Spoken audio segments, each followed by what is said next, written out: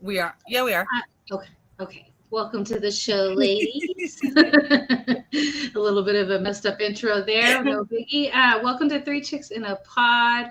I hope everyone is having a fabulous week. I am Megan Price, and to my left, I have Jennifer Matthews Lewis, and at the bottom, we got Kari Johnson.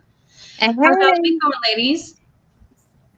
you know, not to be boastful, but my weekend was really awesome because, well, my team won. So, Oh, Right. geez. I mean, I said not to be boastful, but I've had a really good weekend because of that. Hey, Megan, no, you want to that's list good. Look, ice out for the rest of the game since our team's lost? Right. Not only did my team lose, we lost in horrible fashion, and we also lost our quarterback for 6 to 8 weeks. Not fun. Not fun. I knew going into this game, going into this season, that it was questionable what Dallas was going to look like, what their offense was going to look like. And so even before the injury, I have to say that we did not look that great. So, I definitely think this year is not our year. And probably Dallas fans, you need to refrain from saying You know, Megan, I don't think it's going to be your year. No offense. that. It's not. It's just not. It's not. Like, it's questionable whether we're going to win the division. So yeah, no, it's not our year. I think that the best that we can hope for is a good pick and maybe a new coach. I mean, you and Jen are on that new coach wish list. Hey, Maybe I'm 1 out of 5 right now. Let's go. I mean, And just so you everybody knows, have to do good because Santa may bring that wish true for you. I just That want is my very team to true. be better. And the person who took away our identity, I need to be gone so my guys can feel whole again. Right. Because Sunday at the game, they did keep pounding a total of 4 times, which is a lot more than we've done in the past. And thank you. And we and like the first time was before the game, then 3 times in the second half. 1 time in third quarter, and that's when we got a field goal, like right before, like we started chanting, keep pounding, and a field goal came out of that. And then, no, that was the touchdown. That's when Baker got a clear opening, just ran it in for the TD. And then there was another one for a field goal in the fourth quarter, and then Robbie made a touchdown also in the fourth quarter. And Robbie must be out of his contract this year or something because he actually had the best game he's had in 3 years. So, Oh wow. So, because I was watching the Eagles game, how did you feel about Baker at the helm? Right. I saw something that I haven't seen since Cam, which I appreciated. I saw Baker out there talking up the entire O-line. Okay. And that's true leadership. And no offense, Teddy. No offense, PJ. No offense, Sam. Y'all weren't doing that. So Okay. the last quarterback to do that for the Panthers was Cam. So I was glad to see that there. The first 3 quarters of the game, however, really did look like a hot ADHD mess. Like literally, ladies. I love, you know what, Jordan, get over your 64-yard field goal. It didn't happen, my friend. Yeah, It's okay. it was a bad decision. Jordan, we love you. He Please, had please dinner. don't make me be nice 2 days in a row. Yes, Carrie, I'm muting you. I'm muting you now. That's really funny. You are going to be nice. So I mean, so you got a good vibe from Baker being the one running the show out there. He's not a forever quarterback. He's better than Sam. And well, Okay. that's a good thing since Sam is, out for 6 to 8 weeks. Right. And I mean, I know things were questionable when Sam left Jersey, and they were like, "Oh, it's because he was with the Jets, and he's really a much better quarterback than that." And then he got down there, and he didn't meet expectations. So I think with Baker, like the expectations aren't very high. I think you know exactly what you're getting, and at least somebody who is a capable game manager, like you said, and can keep your team spirits up. Like you said, talk up your O-line like that. Like that's important. So, and definitely your spirit and how you can keep your team up is going to be important. So, if you can't have the best arm, having leadership qualities is always a plus. Exactly. And honestly, like, I didn't want Baker to come to Charlotte because I don't trust our head coach. Because if anybody actually looks at the true gameplay and gets over the I hate Sam thing, Sam did everything plus that was asked of him last year. He actually brought us back and took us into overtime against the Vikings last October. He really did do his best. But when you have a negative coach who's going to come out and blast you game one, right, then yeah. And honestly, like, I really wasn't sure if we were going to win yesterday or not because, as you said, Kari, as actually Brown's defensive players. And as I said to Jordan, no one knows Baker Mayfield or Russell Wilson better than their respective former defenses. Right. And especially those that still have their same coaches. You know what I mean? Yeah. Like Pete Carroll going up against Russ, like he knows exactly what's going to happen unless your coach messes up and makes the wrong call, obviously. But you know what? That is not that's not nothing new in Russ's career because Pete Carroll hasn't always made the right decisions in those end of the game moments either. So that's not anything new. Okay, so I guess let's start. I'm going to talk a little bit about the WNBA. We saw game one of the finals this past Sunday. Let me get over to my notes real quick. And the finals is Connecticut versus Las Vegas. Now, going into this game, Las Vegas is the very heavy favorites. Going into the season, Las Vegas was the very heavy favorites regardless. Connecticut was able to muscle out the former champs, the Chicago Sky, in a 5-game series in the semis. Very physical last game in that series, and they brought that same energy to Vegas. They were very physical. It was a low-scoring game, and I know a lot of people don't like low-scoring games like that. Yes, a lot of scoring is exciting to watch, but I like the defense. I like the post play, so I like being able to see a physical game like that. So Connecticut led the first half. And then that second half, they were back and forth between Vegas, and it ended up being 67-64. Wow. Very close game. Top scorer for Connecticut was Alyssa Thomas, who was actually our comeback player of the year, and she had a double-double with 19 and 11. And then you had Jonquel Jones, who is the MVP from last season, and she had 15, 2, and 9. And then you had Heidemann, who had 10 points also. And then Brianna Jones, who was the 6th woman of the year, she had 12 points. On the other side of things, we saw Asia Wilson with a double-double, not very surprising there. She is your MVP. She had 24 and 11. And then you had point guard Chelsea Gray, who had 21, 3, and 2. Jackie Young, who was the most improved player this year, had 11 points. Not a great performance out of their center there in Las Vegas, out of Kia Stokes. She had 0 points, 0 assists, but she had 9 boards. So, I mean, her presence was there, but she just was not putting up any points. In a game that's that close, that's going to be really, really important. So, and she's not normally your starting center. Dearica Hamby is basically your starting center because they had to fill in that void of losing Liz Cambage. And Dearica Hamby has had some issues with her knee. So she did get some minutes, but they're keeping her minutes really low. Like she only had 11 minutes in the game before that. That was her first game back. She only had like 5 minutes. So not exactly sure what type of impact we're going to see out of Dearica Hamby in this series. But game 2 is going to be tonight on ESPN, I believe. Let me look real quick. I think I saw that earlier when I was slipping. I think it's on ESPN too, I think. No, ESPN. It's on ESPN.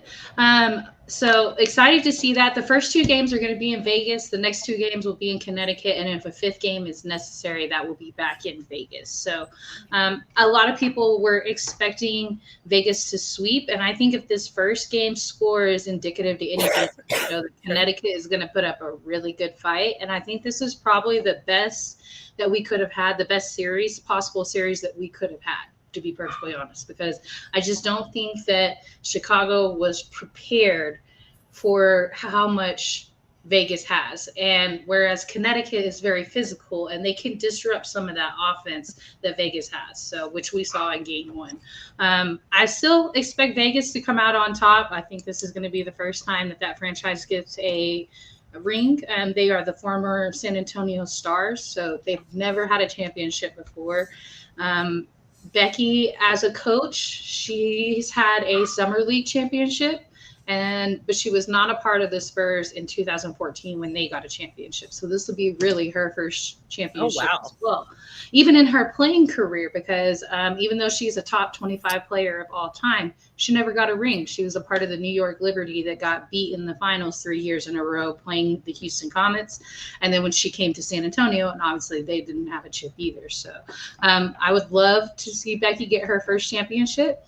And then Asia Wilson, I think, is entered the conversation at 26 years old as possibly being the next face of the league. Now, I don't think you can leave out Breanna Stewart over there or Joe Lloyd over there in Seattle. Those names are there. Sabrina Ionesco in New York.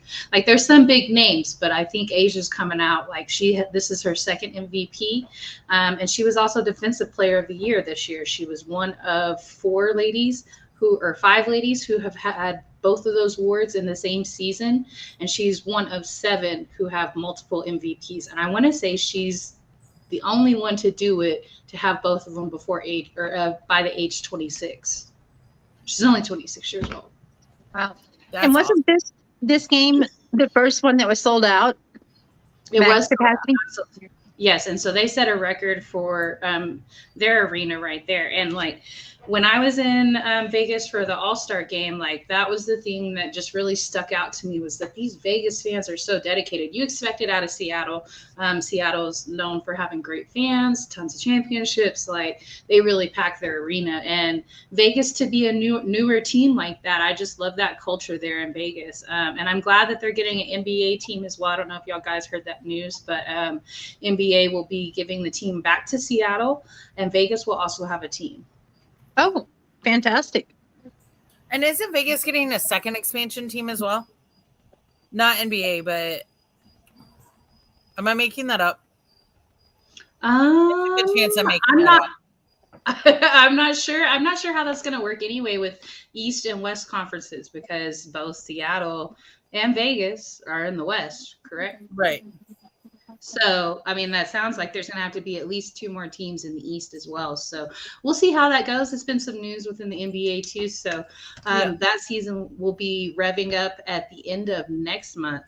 But until then, you got the WNBA finals. So make sure you guys check that out. Yay. That was pretty exciting. Thank you, Megan. You're Sorry, welcome. you're just the queen of hoops. So Kari and I just let you handle the WNBA. I just kept going, that's impressive. That's impressive. Right. I mean, Yeah, me too. Hey, it's Jenzel Snipes in the Hey, house. Jay. What up, Jay? Happy birthday, Jay. Oh, is it today's birthday? It was Sunday. Oh, that's right. I refused to let him do Basket Bros on Sunday. Oh, yeah. I hope you enjoyed your birthday. Cheers. And then, let me change that. So we're going to go to a little more somber topic real quick. And I want to start off with something that Kari actually shared in our group chat earlier.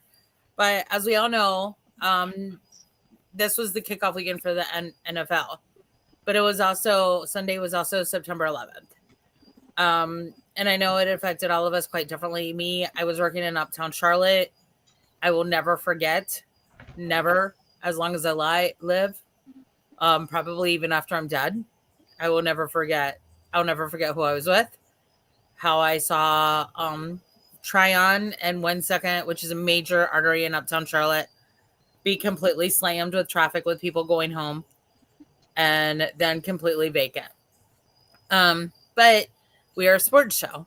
So I do want to thank, and I know you ladies do too, our first responders as well as our military for protecting us, for helping people, and just know y'all aren't forgotten either. But what happened after that, especially with sports actually helped heal the country. Right. And Kari, if I start tearing up, this is yours, so you might have to take it over. But Kari was showing us a tweet earlier today. I couldn't figure out how to make it a thumbtack. I'm sorry. About fighter fire Michael Camarada. He lost his life at the age of 22 in the attacks. In 1991, he played right field for the Staten Island team that made it to Williamsport. His number is the only retired number And in it's number 11. in the league, in their league, and that's number 11, and that's in his honor, and it's posted on their outfield. That touched me, really touched me as someone that his calling, even his love was baseball, but his calling was public service, and he gave us all that day. He did. And so, yeah, I'm not going to go further because I'm sorry, I didn't mean to break down there. And then we sorry. And then but after that, the first game after that was actually an MLB game. And the MLB commissioner at the time was very, very anxious to bring people on and or start the games again. Then and that was I think that's the one where George W. Bush, then president, threw out the first pitch. And they didn't each dugout. One of them had the FDNY, and the other one had the FDNP or PD hats on. That was they didn't use their club hats. They used the NYFD and NYPD. Yeah, the responders hats. And then I actually remember going to the Panthers game after 9/11, but that's also where a lot of the military reinforcement came in with the Panthers. That also changed how we get into stadiums, obviously. Right. It did give us those really cool flyovers, though, which are really fun to watch. Except, come on, Panthers. Sundays was a little weak. You can do better. But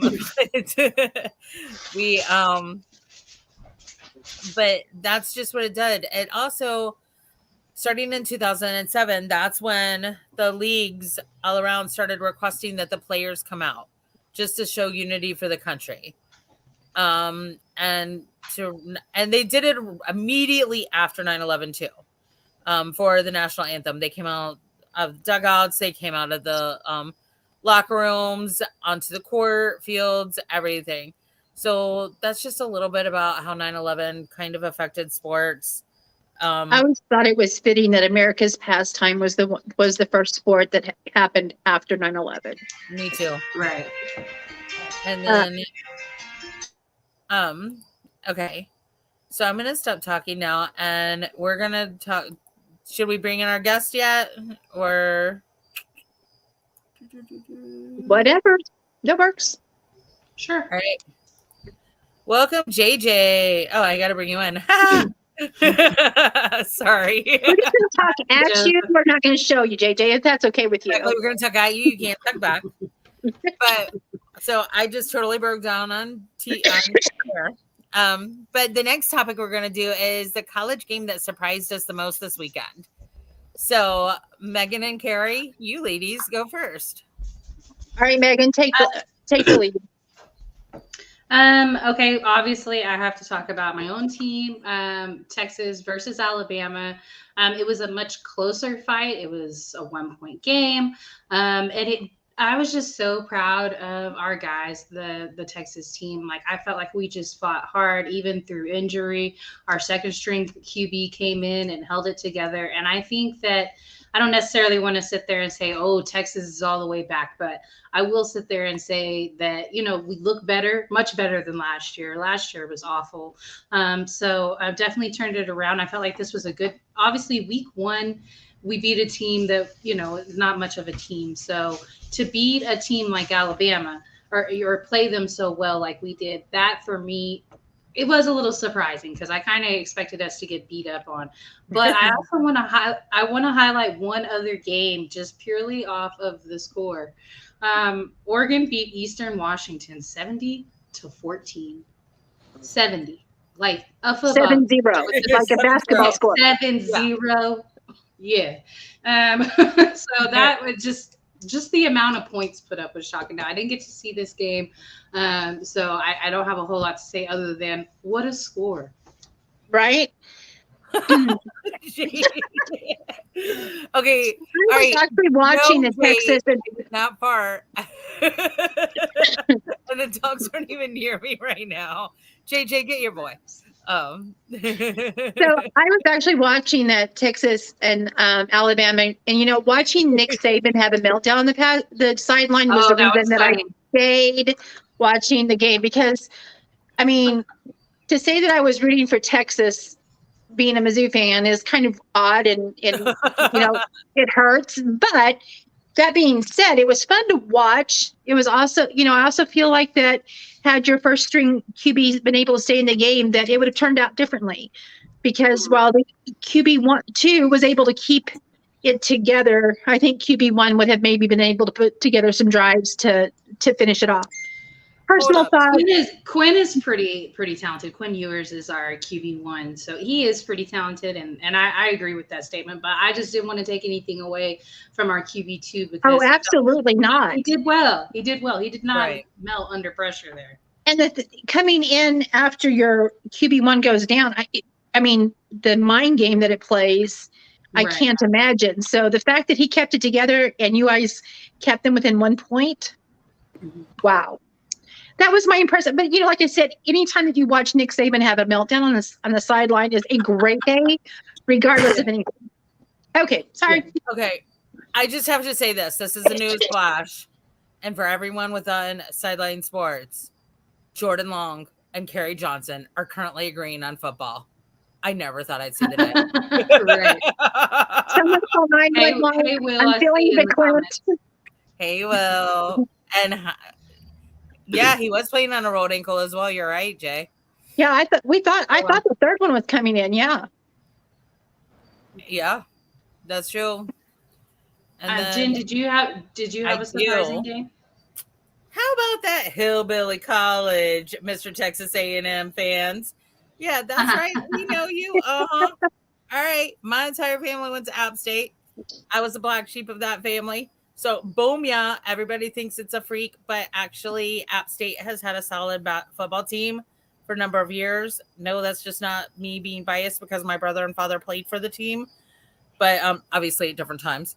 But they, I know, right?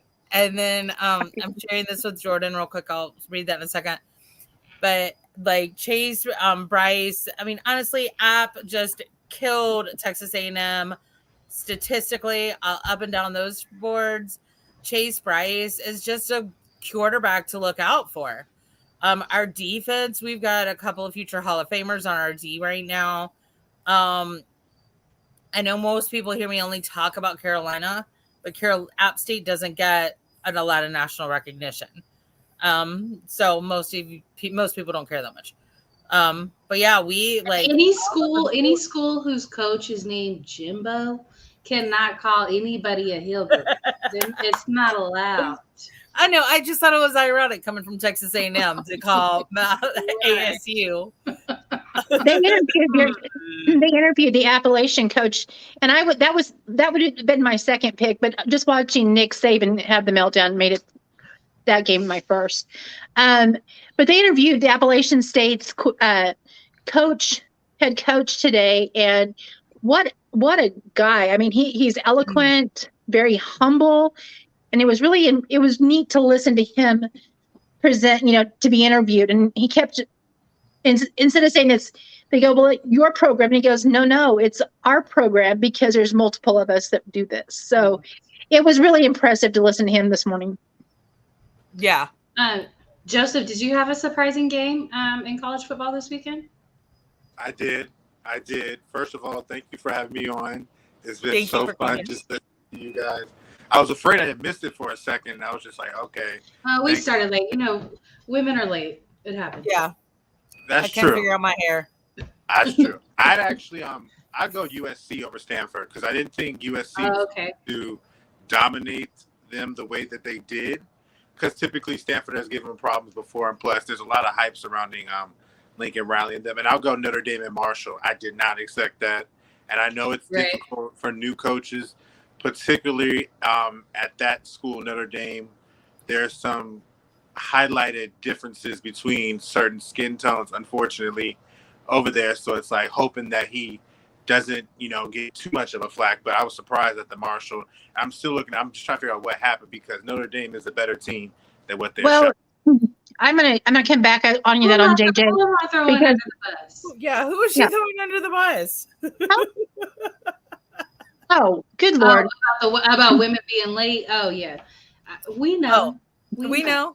We don't have to be reminded, but we can talk about it. So, Rob is a big Notre Dame fan, and he told them being ranked was a misnomer anyway, and the fact that they're not the same team that they were last year, and the fact that the coach came in for their bowl game, and it's totally new. So he's like, I don't understand why his whole statement has been this the last 2 weeks. I don't understand why we're ranked, and I don't understand why we keep saying it's a shocker and all this, because it's not the same team. There is not enough of the same team that was coagulated for last year to be able to pull them out this year. So there you go. That's my 2 cents, and now you can afford nothing with my opinion. That's funny. I have to interject on the Texas A&M.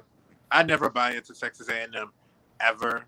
They often type of the team that gets ranked prematurely too high, and they suffer a team loss against a team that you probably wouldn't expect. Appalachian State is a team that's not afraid to play a big-time program.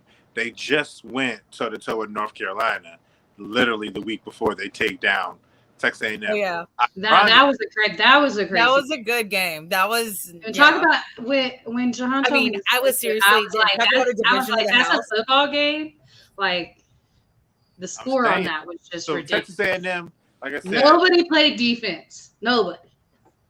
I don't know what Jimbo Fisher was thinking he was trying to do when he got to Texas A&M, but they're the type of team that will lose to a team like this, but when you least expect it, they'll be like 7th ranked Florida or some team that comes out of nowhere. But they're not that. But we played them this week. But I was like, they're in midseason form, very much in midseason form. All right, Joseph, do you want to let everybody know the projects that you have going on and what you do with Sideline Sports, or any of your other projects if you do anything other than Sideline Sports as well? Actually, I'm very excited because the Gauntlet is definitely taking off. They are still, doing their thing on Saturdays. I haven't had a chance to be on recently because of my phone, but that project's pretty going on. Once I get a chance to get my phone up and running, we will be doing our weekly picks. Me and James Tatum. Okay. James likes to go on thinking that he knows what he's talking about most of the time, but he really doesn't. So, just let None of us have gone into that with him at all. Never once. It's just how it is. No, but it's really Skip and Shannon like between the two of us, and that's the most important part. The NFL carousel, I'm very excited to represent the Ravens strong and proud, on that platform. The sip off too, boys. There's so much going on nowadays, and just working with you guys, trying to be on there. But that's pretty much what I got going on. I'm excited about the pick show because it's going to be fun. I haven't quite figured out how I'm gonna do it, but I'm going to name a team based off how they're playing and matches to the predator in the wild. And since I watch animals. Okay, I like that. Yeah, what team is like. Oh, speaking of, I just watched a nature documentary last night, or started a series. It's President Obama is the narrator of it, and it's for the national parks. It's on Netflix. You will love it. Oh. I'm gonna have to look it up. Oh. Hey, Eric, and thank you. Eric, I opened up the show. Pained you because of how much you love my quarterback. My boy Eric. Oh, you see that shout out? He did not shout out my team. That was shade. Fine, Eric. That's fine, Eric. That's fine. That Philly Eagles, the only team in the NFC so East that didn't win this weekend. I know. Hey, listen, I already picked the Eagles to go to the Super Bowl. Megan, that was really difficult to watch as a fan who was looking to see a better game. Yeah, I don't know what to say. You know what? I don't even know what I'm gonna say on my segment on the NFL Carousel. I'm gonna be like, I'm here. Dak isn't. I don't know. Megan is now the starting quarterback. Right. Yeah. Stepping in for a future. If you got a Dallas jersey, you know why y'all lost and why Dak got hurt, right? Why? Because I truly 100% expected you guys to win. Because I felt like there was a little heat coming from last year's. Right. So you guys in my pick'em. I may not have sorry, Megan. I will go against you for the rest of the season. I may not have thought they would have won, but I thought they would have played a little bit more competitive game. I thought it'd been like a 24-21 type game where. Right. Yeah. No, I could have seen us losing, but I expected us to be more competitive than that. And even before the injury, Dallas is the only team that did not score a single touchdown at all this weekend. As well. Okay, guys. They're not the only. You know what? Leave Megan alone. Carrie's muted again. And look, and the guy that you have highlighted, he does 806 Sports. He runs 806 Sports, and he was actually at the game. He's a Bucks fan. So congratulations to your team, Kenny. The better team obviously won. So no thoughts over here. Where do you guys go from here? I'm sorry I'm just curious about where does the Cowboys Where do we go from here? Who's quarterback? I know quarterback. Where told you that? Did I not just say I don't even know what I'm gonna say for my segment on the NFL Carousel? Did you know Timmy JJ? She's got to show up tomorrow at 9:00 to start reps. Yeah, you saw that tweet. I'm on the squad. She about to be like Shane Falco from Replacements, come in and bomb it for 16 wins in a row, get them to a Super Bowl and win it. She's going to be the water boy and she's going to go play. Right. And look, I know if y'all have seen me, y'all know I have not run anywhere in about 27 years. Gary, when you shared the news yesterday, sorry, JJ. No, Jen, I was surprised that your Panthers. I kind of thought y'all had the chance to really take it over and win that game. We were we were supposed to win, so of course we lost. All right, well, that does it for us this week. Make sure you check out all the projects on Sideline Sports. We cover all sports every single day. We have shows. You can check us out on Twitter on Sideline Sports 1. We have a YouTube channel as well, and a group on Facebook. So if you can't reach one of us individually, go ahead and follow us through the group there. Yes. Thank you so much for sharing, commenting. We appreciate all of y'all's interaction. And like Eric said, go Aces. I can't believe he said that. For coming from Eric, I can't believe he said go Aces, but hopefully he's rooting for my girl Becky. You guys allowed me to be on. I'm very honored. Thank you. I'm sorry I came a little bit later. I would love to have been on a little bit more, but I just really appreciate the time to get JJ, we enjoy having you on. We'll bring you back some other day. Well, and also one more side note, if you guys aren't on our 3 Chicks and a Pod Facebook page, join, log in. Let us know. Give us ideas of what you guys want to hear, what you want to talk about. If you have breaking news stories, hit one of us up, and we will talk to you later. And a she pundit? Okay. Is that my new nickname, Jay? Because you come up with the best nicknames for me. Or is that for Megan? No, I'm the Meskin. All right. That does it for us tonight. I love you all.